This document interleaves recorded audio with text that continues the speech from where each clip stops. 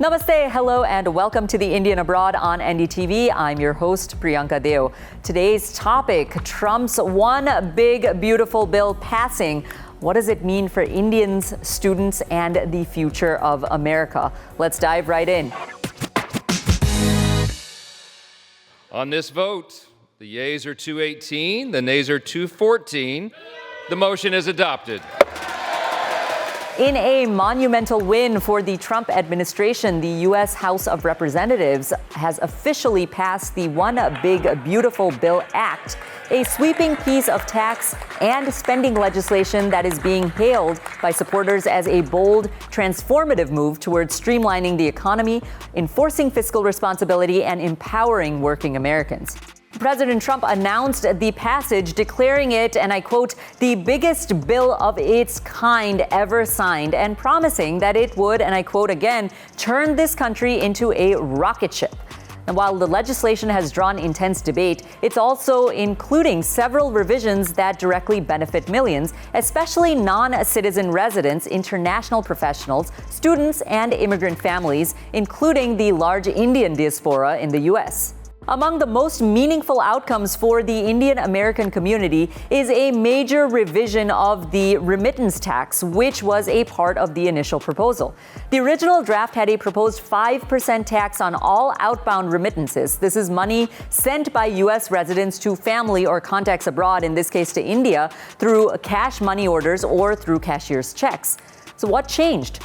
Thanks to bipartisan negotiations and feedback from immigrant advocacy groups, the final version dramatically reduces the remittance tax to just 1%, ensuring minimal impact on day-to-day transactions while allowing the government to track high-volume transfers that could be tied to illicit activity. This revised provision is a direct win for over 4.5 million Indians living in the United States with family back in India. This includes green card holders, temporary work visa holders, international students on F1 or OPT visas, and undocumented workers sending money to family abroad. Now, why does this matter for Indians in America? Well, the Indian American community is one of the most professionally active and economically impactful, aka high-earning diaspora groups in the U.S. Every year, Indians in America send millions of dollars back home, often to support aging parents, pay for education or healthcare, or even invest in small businesses.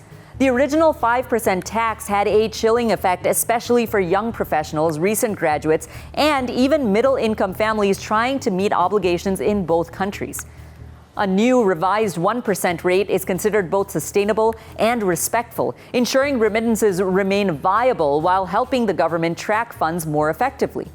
For H-1B visa holders who are already taxed as U.S. residents but don't receive the full benefits of citizenship, this revised rate avoids double pressure. Similarly, green card holders, many of whom maintain close ties with family in India, now face fewer barriers to financially support loved ones. The act also overhauls America's student loan and higher education policies. This is a move supporters say is long overdue. Here's what this act includes. Caps on federal loans, a $100,000 limit for master's degrees, a $200,000 limit for doctoral, law, or medical degrees, a phase-out of the Grad Plus loan program, previously allowed unlimited borrowing for graduate students, income-based aid eligibility, degree programs whose graduates earn below certain income thresholds will lose access to federal aid.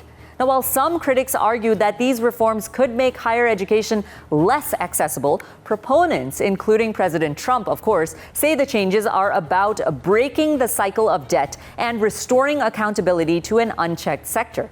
This shift may especially help international students from India, many of whom enter the U.S. system on tight financial margins and often face uncertainty about long-term debt repayment. With more oversight and clearer borrowing limits, students and families can make smarter as well as more sustainable education decisions. House Democratic leader Hakeem Jeffries was able to speak uninterrupted for 8 hours and 46 minutes straight, thanks to a House tradition known as the Magic Minute. Now, under this rule, party leaders in the House of Representatives are technically granted just 1 minute to speak, but they are then allowed to speak for as long as they wish without being interrupted or cut off. This is not a formal rule, but a long-standing courtesy extended to leaders of both parties, typically used for ceremonial statements or political messaging. Jeffries used, and I should say abused, the magic minute to deliver a symbolic and extended critique of Trump's One Big Beautiful Bill right before it passed, focusing on its perceived impact on working-class Americans, racial equity, and government programs. Although it had no procedural power to block the bill, the speech served to signal Democratic resistance and draw public attention. Ironically, several members of Congress criticized the move as a waste of time, with some even saying that it pushed them to support the bill just out of frustration. At its core, Trump's One Big Beautiful Act is about recalibrating government spending and restoring economic efficiency. Yes, it does impose tough choices, including cuts to Medicaid and food aid, reduced incentives for electric vehicles, and tightened student aid. But supporters say that it's part of a bigger picture, and that is controlling a ballooning national debt, rebuilding a strong middle class, and investing in American infrastructure, innovation, and national security. And for communities like Indians in America, the act does strike a balance.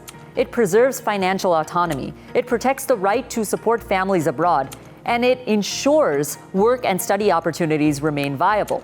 It also encourages responsible borrowing and long-term stability. So what's next here?